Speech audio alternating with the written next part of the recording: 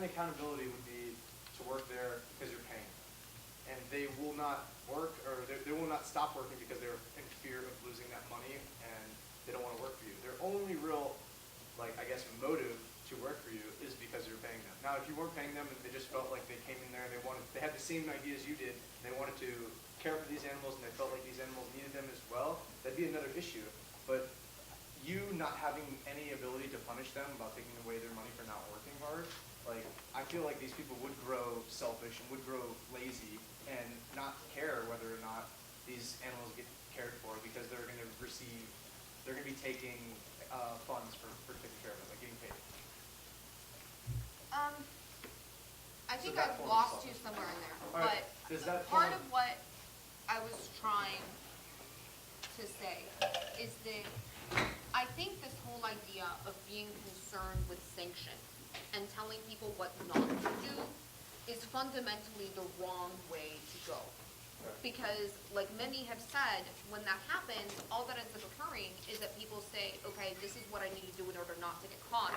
And in addition, when you tell somebody what not to do, it still doesn't tell them what they should do, right? And I think that telling people what they should do is more important than telling them what they should. Without ever saying what they cannot do, does that not give them like a consequence? Because if they do not do it, there'll be no consequence. Like, some people will do something because they know if they don't do it, there'll be a consequence, a punishment. Okay, so let me take this to the drug example, Okay. right? So, like, I do a lot of work in drug policy, and I don't believe in the war on drugs. I think that having agree. drug laws is not functional in any way, shape, or form. All we've seen is an increase in what people are doing and the potency, all of that, right?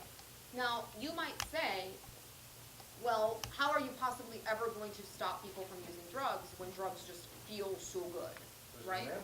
And my whole point is that there are also natural consequences of these actions. Like, there's, you have formal sanctions and you have informal sanctions, and then you have what I call in my paper causal empirical deterrence, which is basically the deterrence that is inherent in the action, right? So there's a causal empirical deterrence against getting really, really drunk. It's called getting hungover, right?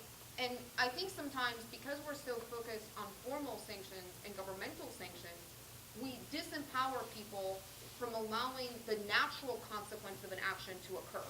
So, for example, if you have a kid who's being a bully, right? If we had a system that didn't necessarily have rules or regulations, when another kid would be like, well, you're bullying me, I'm just going to punch them. Not an argument for violence, right? But the point is that within that system, it would be dealt with. But instead, we have a system that says, no, you need to go get a teacher, and then that teacher is going to do something. Except that by the time that this all happens, the bully is able to change things around in such a way so that they avoid the punishment, right? Because that's part of what psychopaths are so good at doing, is to turning things around in such a way so that they don't get caught. Do you feel like those psychopaths have that natural deterrence because they do not feel that guilt? They do not feel like they owe society anything? I think that part of what ends up happening is that we are disenfranchised from making that point to them earlier. Because we're so stuck in this status requirement of I have to go fetch somebody that is now going to enforce this rule. By blah, blah, blah, blah. I was going to say real quick, Go ahead. we should try to wrap this up in the next semester. Maybe take these